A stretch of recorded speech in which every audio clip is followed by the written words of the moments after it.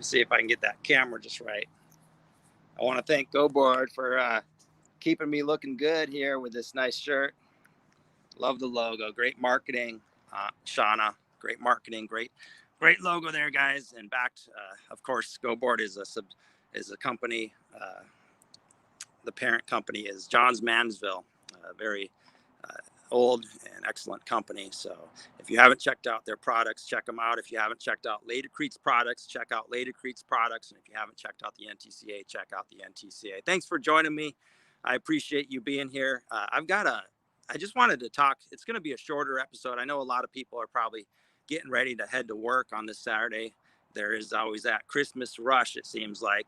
And there's a lot of work to be done right now. And so I know a lot of you are under the rush, under the gun to get out and get some work done. So thanks for being here, guys. I just had a couple small things on my mind this morning.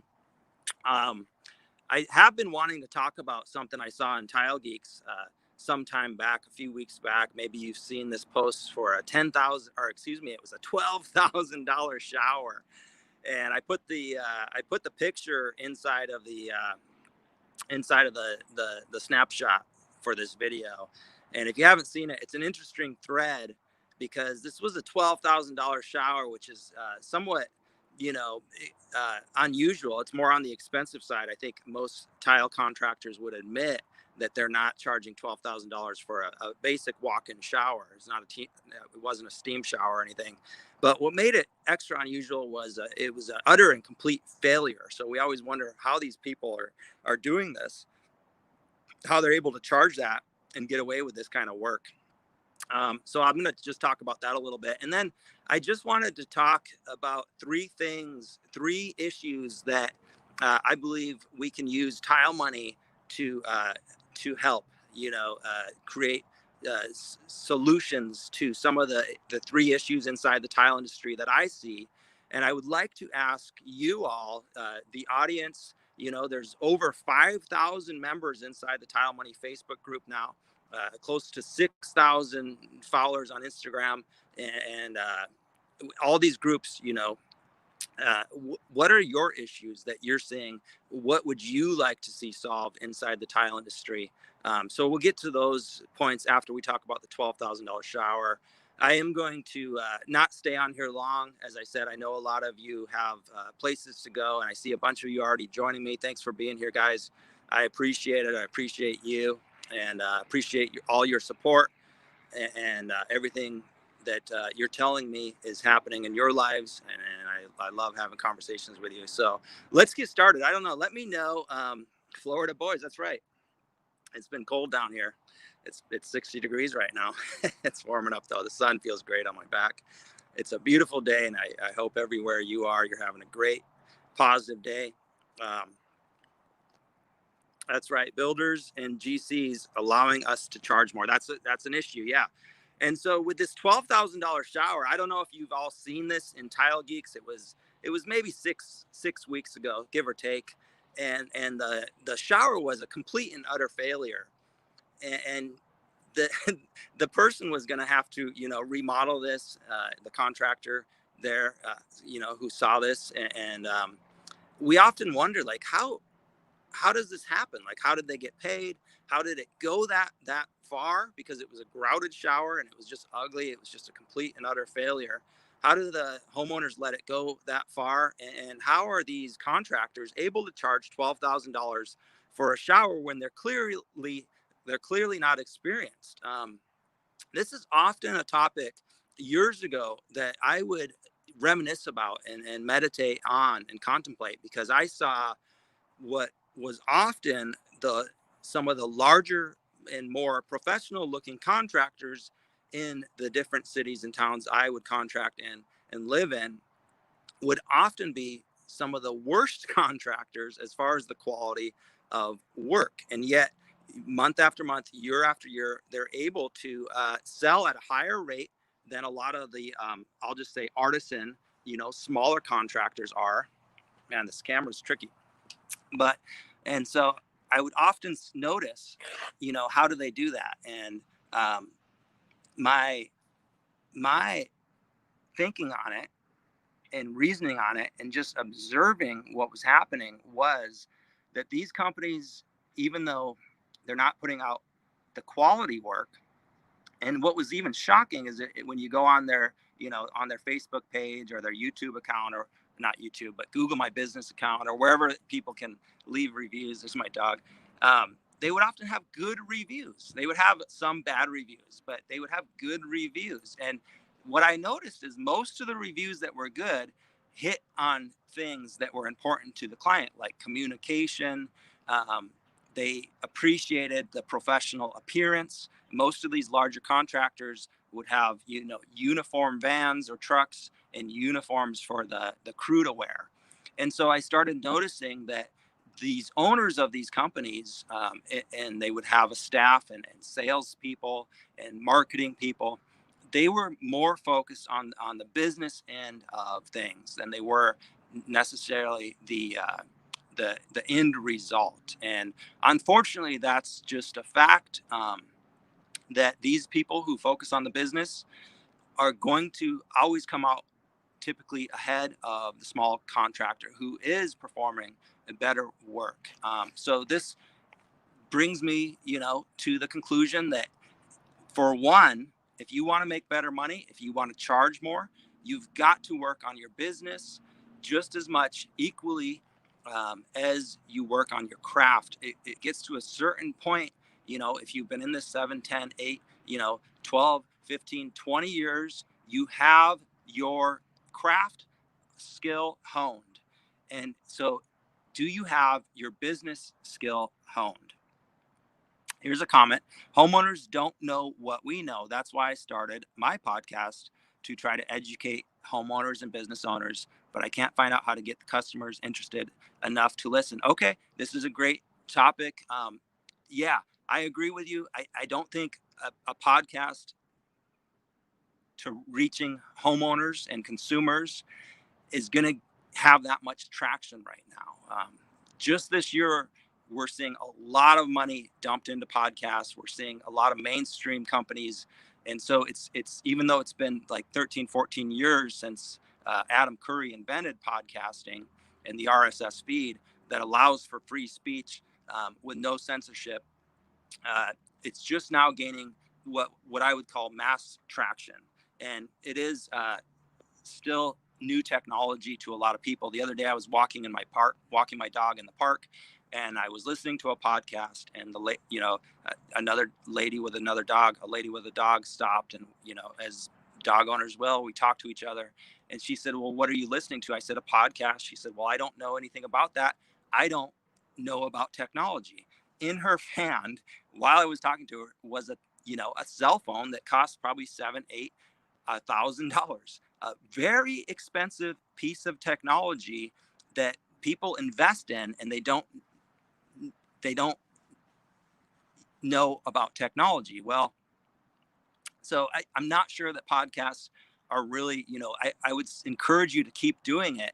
I would think maybe YouTube would be a better platform to get the word out.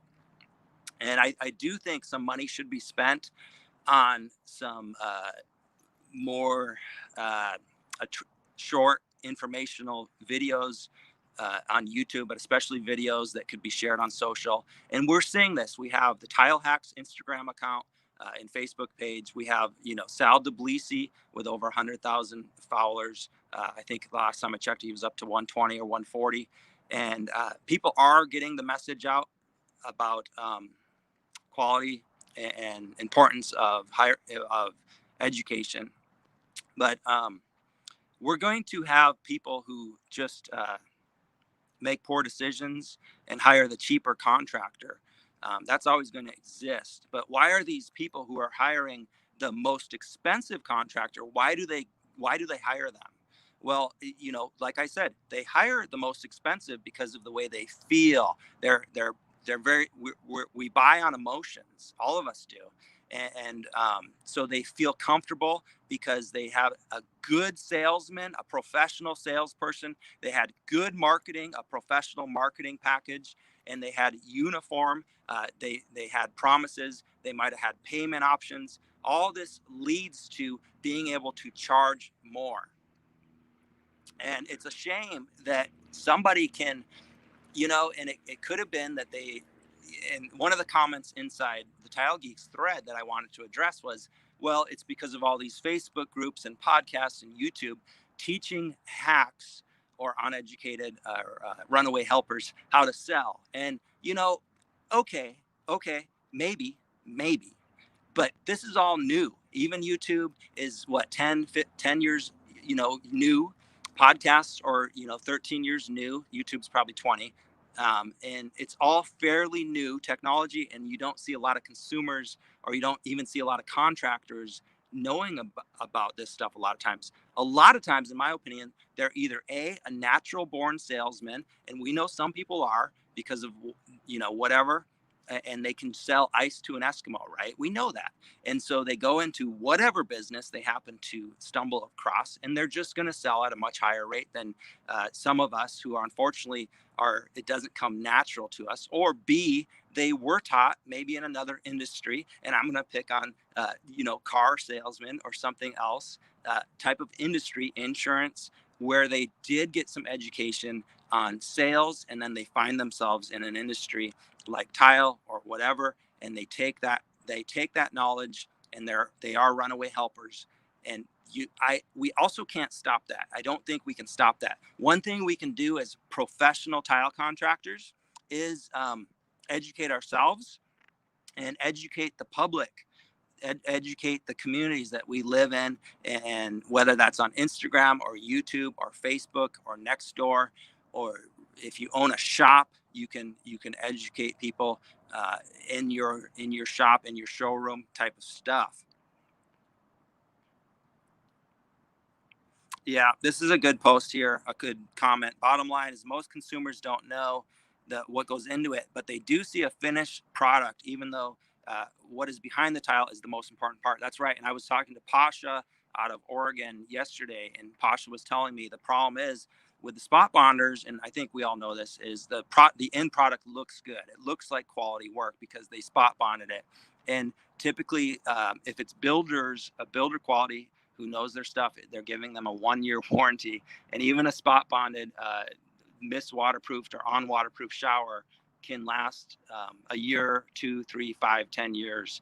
I remember in Arizona, we would put mastic in our showers on green board. Well, Arizona's so dry, you have such a dry heat and air conditioning, that I do believe those showers were lasting 5, 10 years. And it's circumstantial, right? And it also depends on how many people are in the house, type of thing, how often they're showering. But I do believe that's the end result. And especially in a booming economy is when we see a lot of people come out of the woodworks. Every Tom, Dick, and Harry is a contractor all of a sudden, because they're able to make some fast, easy money, and they don't have to warranty it. They can change their phone number. They can disappear. Sal Deblisi, thanks for being here, brother. Perceived image of the contractor. That's exactly right. So these are the things: perceived image. How do you come across? How do you come across to your clients? Are you willing to put the work in to fortify your skills the same as you are willing to fortify your installation skills? And that's what this podcast is all about.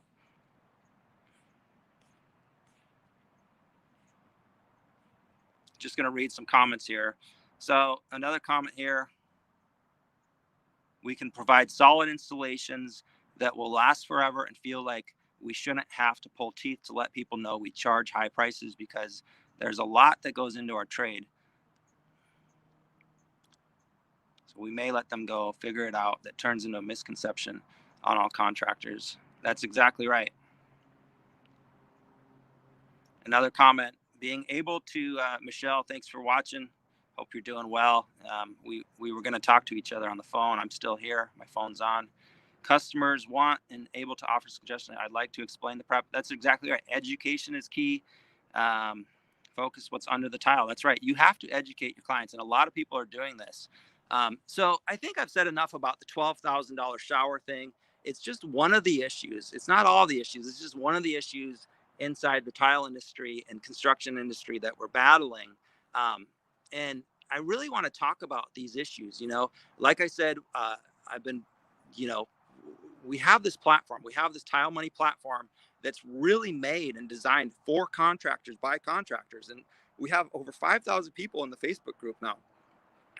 And so what I want to talk about is, where do we go from here, and how can we work with the industry at large to fix some of the problems that us contractors, we're on the front lines every single day. We know the problems we're facing, and we see it every day. The people in the office don't necessarily see it. So how do we use this platform and other platforms like it, Geeks, Global Tile Posse, Tile Mafia? How do we use these platforms to our benefit? And if the only benefit is entertainment, fine, so be it. That's a benefit. That's a benefit. And you have to decide, if you're one of the administrators of a group, or you started your own group, you have to decide, where do I want to take this group? And is it entertainment? Is it, memes? Is it whatever? And that's your right. That's your house. But for those of us who want to actually, create change, and yes, we can, and we're the only people who can create change, us contractors who are out here every single day and have been in it for, I've been installing tile, working with tile for 20 years. And so what do we do with this platform? I'd love to hear your comments. I'd love to hear some of your issues.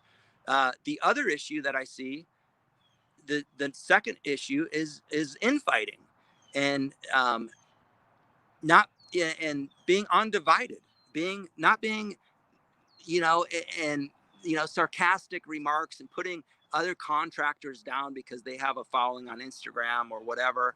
You know what I do? I'm on Instagram. I'm on Facebook primarily. I messed around with TikTok. I really can't get into it. I don't know. But I primarily, if I see something I don't like, and somebody, I might have a conversation with that person, but primarily, like on Instagram, I just block them, or I just stop following them. You don't even have to block them. You can just stop following them. You don't have to be inside a page or a group or follow somebody if you don't like them. Why start harassing people? And if you really want to do something about it, do something about it. If you really want to just, like I said, it's your choice. You control your destiny. You control what your energy is going to be, and what you're putting out there, you're going to take back. If you put out negative energy and are putting people down, you better believe negative energy is going to come right back at you. That's just, science. And that's just been proven time and time again. So how are you going to use these platforms, your platforms? This is your platform. How are you going to use it? And what would you like to see? Me, myself, I did choose to work with companies like GoBoard, Latercrete, and other companies I've been reaching out to, because I see them with money. I see them with power. I see them with influence. And they can't do certain things that we do, and they don't know certain things that the contractors know and experience every single day. So I'm choosing to take their money and apply it to education. And many contractors, tile contractors, have reached out to me from around the world and told me every single day that, yes, indeed, this is helping. Thank you for this podcast. This is the #1 podcast in the tile industry. We have over 100,000 listens. We have over 100 episodes, 120 something episodes. We have 5,000 people in this Facebook group. Yes, indeed, we can change this industry for the better. It's going to take time. It's going to take work, but we can do it. But infighting and being divided, and the division thing, that's a very large problem that is obviously much bigger than the tile industry. And I won't really get caught in the weeds on that problem. But one thing, like I'm saying, we can do is we can control what we're putting out there. We can control these groups to a point. We can add to this group. We can add to other groups, and that's what we can control. And one thing I always say, I'll just say this one thing on the division thing and the larger scale thing. One thing that, Woody Guthrie said, and every folk artist and everybody who wanted to try to impact and leave their mark and create a better world would say, is follow the money. Who do you see benefiting from us at large, the people, being divided? Who benefits from us being divided? And so if you can just answer that one question, it doesn't matter what side you're on. It doesn't matter. You just have to ask yourself logical questions. Who is benefiting? Follow the money. Who is a multi-billionaire? What group of people are benefiting, and why would they benefit from dividing us, the people? And that's, again, I don't want to speak on that really, really long. That's all I'll say is just use your simple, logical reasoning to follow the money and figure out who's benefiting from creating division in the world today. And then you might not be able to control it, but you can control your surroundings, and you control your friends, and you can control the groups you're in, and you can have impact. Yes, you can. And Kevin, good to see you, brother. Appreciate you. And so, yeah, Kevin says Facebook. Yeah, there. Yeah, so follow the money. But moving on, issue number 3 that I see is younger people not wanting to be in the trades in a general sense. And my uncle, or my wife's uncle over here in Florida, he's a mason. He's close. He's a few years away from retiring, and he does brickwork or masonry work. And he said that on his crew, the apprentice is 46 years old. The youngest guy on his crew, the apprentice, is 46 years old. I mean, that's a major problem.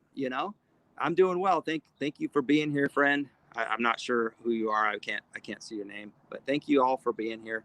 But that is a major problem, is when the youngest apprentice on your crew is 46 years old. Daniel has a long comment here. I appreciate this.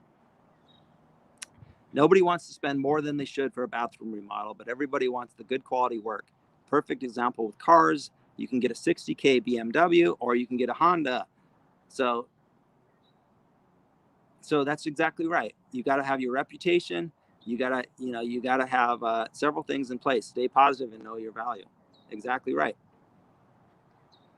Start selling higher end finishes, and those who don't want them or can't afford them shouldn't make it on your bid list. Whether you're fabricators or an artisan, we have a niche that we can capitalize on that a builder grade guys won't offer. That's exactly right. A lot of the people who are able to sell at a higher price point, they're going directly to the consumer, often 5 years after, 10 years after they bought one of these builder grade homes, and they're not happy with the quality. Everything's falling apart. And so now they go to the artisan, they go to the small contractor, and they actually value hiring a smaller contractor who does the work themselves or has a small crew and can control the quality, and they see the value. That's the direction I was going in California with my company, because I just couldn't get in with the builders. I had a couple towards the end, but by and large, I was going directly to the homeowner, and it was typically older folks who, yes, they had money, who had been through a remodel or two, and they were feeling me out. They were feeling each and every contractor out, and they were going with their gut, and they were also going with some education, whatever education they could find. That's right. Daniel says, whatever is on your mind, in your mind, will be your life. I'm not really quoting him here, but that is your wish to stay positive. So keep your mind, keep your thoughts positive, keep your life positive. I think that's what he was saying. So the third issue that I was talking about was the youth. How do we attract the youth in the trade? And this is a very big issue. Like I said, my wife's uncle is a mason, and the youngest guy on his crew is 46 years old. He's actually the apprentice. So how do we attract the youth? And frankly, we've got to do it. We've got to reach them where they are. We've got to speak their language. We've got to make it attractive to them. We've had years and years and years and decades of the mainstream media telling them that the only chance for a happy life is to go to college and get a white collar job. That's just simply not true. And we see many, many people ended up with all this debt, and it's been in the news lately. Why do they have so much debt? Well, it's because college is for profit. And whenever you have a for-profit system, especially large corporations, they are going to need to show a profit month after month, especially the publicly traded corporations. They're going to need to show a profit. And if that's all they care about, then that's all they care about. And there's probably a couple dozen jobs in the world that actually do require you to go to college. If you're interested in one of those 2 or 3 dozen jobs, fine, go to college. But if you're not, if you're just unsure, it's just a joke. And many of us see that and know that, but unfortunately, because the mass media and 100% of it is saying one thing and teaching one thing, these kids end up going to college, and it's a party. So what? It's a good time, but they end up in debt, and they end up not knowing what to do. So maybe we can catch them on the flip side. Maybe we can catch them when they're 20, what would it be, 23 years old, coming out of college and finding that they have no work. Maybe that's the perfect time to catch them. Maybe it's 18, as soon as they get out of high school. And we do have examples of this. I've interviewed Dan. Shoot, I forgot your last name, Dan. I've interviewed Dan. We've talked with a lot of different, a handful of different people. Not a lot. Unfortunately, not a lot, but a handful of different people who are reaching out to high schools and getting involved.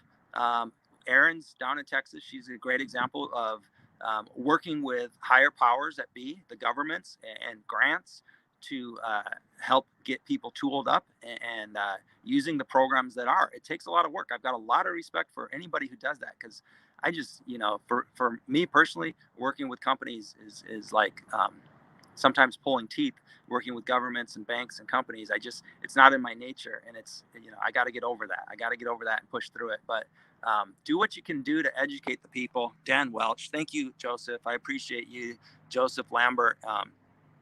Dan Welch does a great job of having a great apprenticeship program, and he had, I think, 3 or 4 different shorter interviews, which I broke them up and kind of explained them in the spring of this year. Yeah, when you figure it out, let me know. So I've spent hundreds of thousands looking. It's not an easy. There's nobody that really has the answer. But I think the answer is it's just going to take a lot of work. If you know that you want a large company and a lot of employees, it's going to take a lot of work, and that's why, like Dirk Sullivan said, at the bottom of the day, this trade in any remodeling trade is just very, very expensive. A shower probably does cost $12,000. In all realities, that's what we should all be charging, because if you want to pay your taxes, you want to pay employees, you want to give them time off, you want to, that's part of the problem, is most of the trades don't offer paid time off, paid leave off, paid holidays, insurance, good insurance packages. We just don't offer it. The NTCA, they have programs where you can offer your employees insurance. You control what you charge, and you control what you can afford to employ your employees, offer your employees at, as far as money. And that's all things that are going to attract younger people. We also have a lot of young people on TikTok and Facebook and YouTube and Instagram and all the next social media accounts. Facebook's dying. There's people leaving left and right, but there's going to be new social media accounts, big corporate accounts or whatever, the next big thing. And we have a lot of young people doing a lot of good work on there. And so I believe that we should be encouraging them. These companies should be encouraging them with more than just hats and t-shirts and a tool or a bag of thin set here and there. They should be giving them more tools, allowing them to do their work that is important on Instagram, TikTok. I'm not saying, it's up to each individual how far they want to take that platform and how to take it. But I believe that, yes, indeed, we should be working with the large companies. And you can see I have 3 major sponsors right here: GoBoard, Laticrete, and the NTCA. And then another company of mine is happytileguy.com, where you can get a $99 website right now for the next 10 days. You won't see that deal again, maybe next Christmas. But I believe that we need to be working with these large companies and telling them exactly what we want, exactly what our problems are out in the street, because otherwise they just won't know. And if the only thing we do is if we do it wrong and we present ourselves unprofessional, they're not going to want to work with us. And so Michael Fox says, I would also like to add, in this business, it helps to have a certain mindset. If you are goal-oriented, non-complacent, and self-disciplined, the sky is the limit. I try to impose these values on younger people. Good for you, Michael. And that's a great, excellent comment. This business is an excellent business. We are dealing in the Ferrari world of the trades. We're tile. I mean, this is a finished trade that people spend thousands of dollars on. They'll spend $100 a square foot on a glass tile that they love and they just have to have, or a natural stone, or a shell mosaic, they'll just spend a ton of money on it, and they will spend a ton of money on us as well. They'll spend a fair amount of money. And I really think that a $12,000 shower is actually closer to a realistic price for what it actually costs to be running a legitimate, profitable business that will be able to employ young people and attract people who, there's a lot of people who don't want to go to college and don't want to work with their hands, but they end up, if electricians or plumbers are offering them a better wage, they're going to go to that trade. If they can do something else, they're going to do something else. We have to attract them with a good program and a good company and a good apprenticeship. Shauna, thanks for being here. Appreciate it. More involvement in supporting organizations and associations that are providing career counseling and trades jobs guidance for the high schoolers and the college age. That's exactly right. And this is proof of this platform, the power that we have. Look, Shauna Little is the marketing go-to at GoBoard, and she's working with me. She's here. She's involved. Ron Nash, we all know him. He's been involved for years, and they're actually interacting and they're listening to us. So this is our chance to use these platforms to actually impact and affect change that we want to see and that we care about. So put it in your comments in this thread, or start your own and say, this is what I have issue with respectfully, and this is what we should all be fighting for, and this is what I would like to change. And these are the type of conversations that I really want to have in 2021. We have over 100 episodes, interviews with contractors. I'm going to continue having interviews with contractors, but I would like to create more content that focuses on some of these heavier issues. And I would like to highlight people who are doing an excellent job in their area, in their local area. And I would like to break it down exactly what they're doing. I would like to identify different tools that we can all be utilizing. And it's up to you to grab those tools and run with it. So through CTEF, Ceramic Tile Education Foundation, we supply numerous high school shop programs and couldn't keep them going more than a year.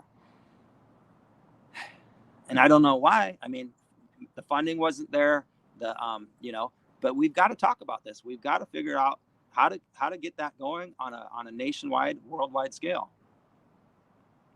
We have to incorporate social media promotions, opportunities into our trade and show the younger people that if they do not, so they do not like the idea of working hard for 30 years. Maybe a lot of them don't, but maybe some of them do. Maybe it actually would attract them, that knowing that they could have a career. What doesn't attract me personally, and I'm 37, so I'm probably not considered young anymore. But what doesn't attract me is working 6-7 days a week to put bread on the table. That's not attractive to me, and I don't think it's attractive to anybody. But if I knew I could have a career where I could work for 30 years and end up, as an employee at, a good wage, and in 10 years I could be at 100K, that would attract me. I used to say, and I used to tell my wife this, when I first, in 2008, I went to get my contractor's license. I said, I wish I could just work for somebody, but I can't work for somebody in California. I couldn't find a job over $20 an hour. That was top pay. And there's no insurance benefits. There's no time off. You might make 25 or 30 if you stick with a company, but that's not enough. California, it's just not enough. And it's not enough just about anywhere. It's just not attractive. So it's hard work, but there's a lot of people who like to roll up their sleeves and work hard.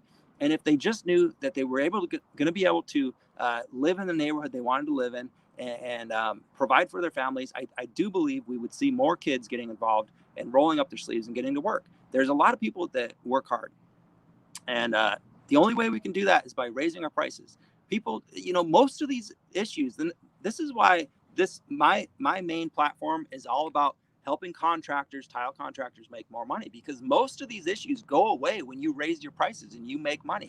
Most of these issues stem from not making enough money. And that's why I'll continue to preach this. And that's why this program is 100% dedicated for helping small business owners to make more money. I honestly believe and feel that almost all of these issues go away when legitimate, skilled contractors make more money. They're able to slow down, work less with their hands, work more in the business, and also create educational opportunities for their local communities. So you can, if you're making more money, you can hire better people, you can pay them better, you can give them a better living wage, attracting more people to this trade.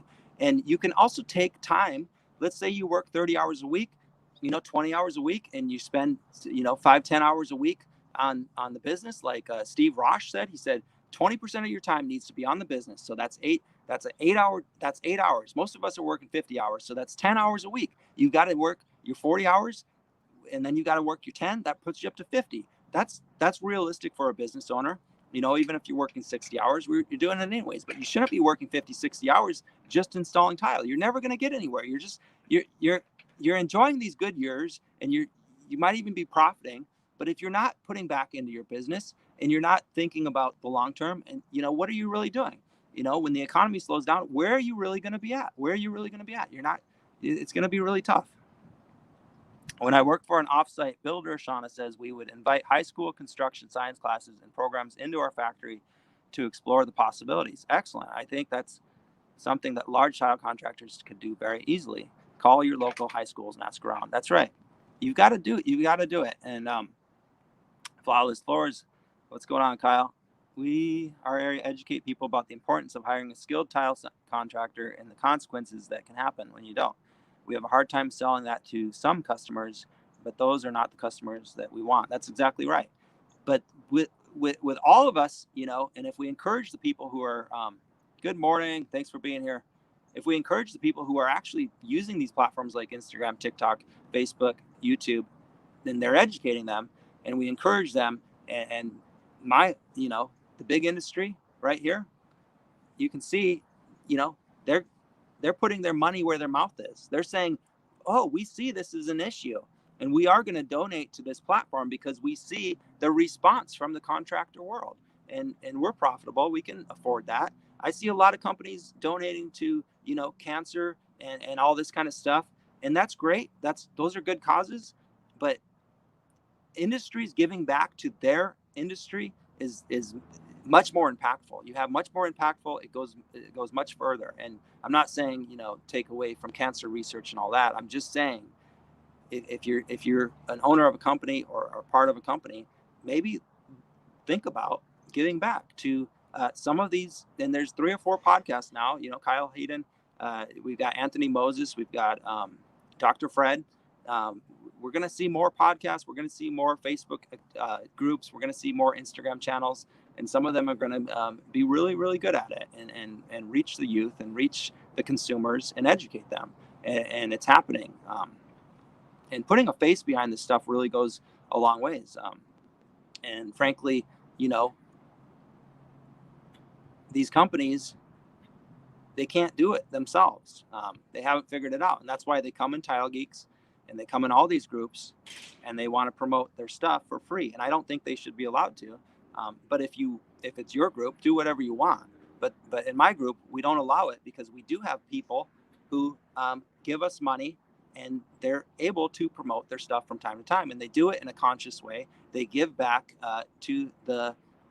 they believe in this platform as a business education platform. And when they contribute, it's primarily in business education. And you see a lot of it. Laticrete's got one of the best internet-based education systems out there. I think far be it, it's comparable to what the NTCA is also doing. They're both very large, hundreds of videos, and short, impactful on both business as well as hands-on training online. So those are the 3 issues that I think I'm most passionate about. Of course, helping contractors charge more, attracting the youth to the trade. And what was the 3rd issue? Oh, stop all this infighting. I'm sick of it. If you want to infight, I mean, go do it somewhere else. Do it on your personal page. I'll probably block you. I'll probably stop following you because I'm just tired of it. It doesn't get anywhere. You're putting negative energy out. It gets to me from time to time. I'm not immune to it. I get depressed. I get discouraged. And COVID and the politics isn't helping, of course. But all we can do is think positive thoughts and impact the communities that we care about. And no, so it's been 40 minutes. I went overtime.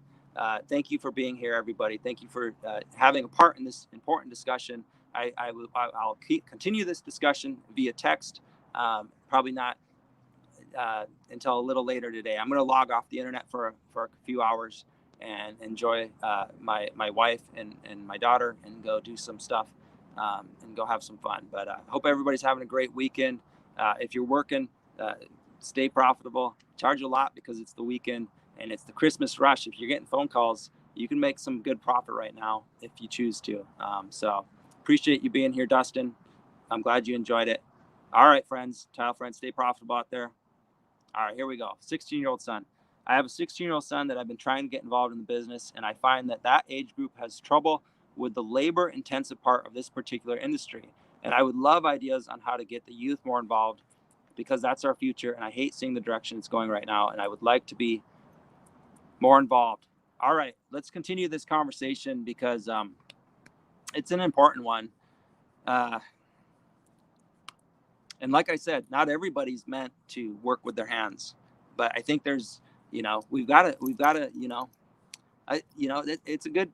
it's a good question, and it is a major issue, and right now we're dealing with a generation like we've never seen before. A lot of kids, little kids, are online from the moment they learn how to navigate a cell phone.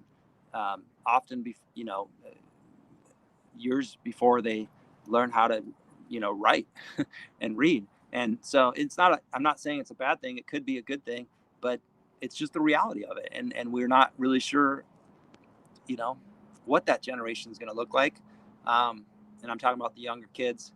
And it will present challenges, but it always does. But life goes on. I have faith in the world and I have faith in people, because I also don't want to turn into an old man where I'm just saying, and that's I try not to talk like that, like, oh, this generation, blah blah blah, they're lazy. When I was a kid, I walked uphill both ways 6 miles to school. I mean, some of that's true, but so what? I mean, we found our way. Every generation finds its way, and there's going to be hard work. And if they don't want to work hard, they're going to have to live in the society that they didn't work hard to, have an impact in. Shoot before they can talk. Shoot a gun, I hope. Life's different on the farm, huh, Joseph? We were driving trucks and shooting guns before high school, where I grew up, and picking rock and all kinds of fun stuff. So farm life is a good life. And there's a lot of it. There's a lot of that still out there. So, all right, that's it for me. I'll talk to you guys later. Appreciate your time. Have a good Saturday.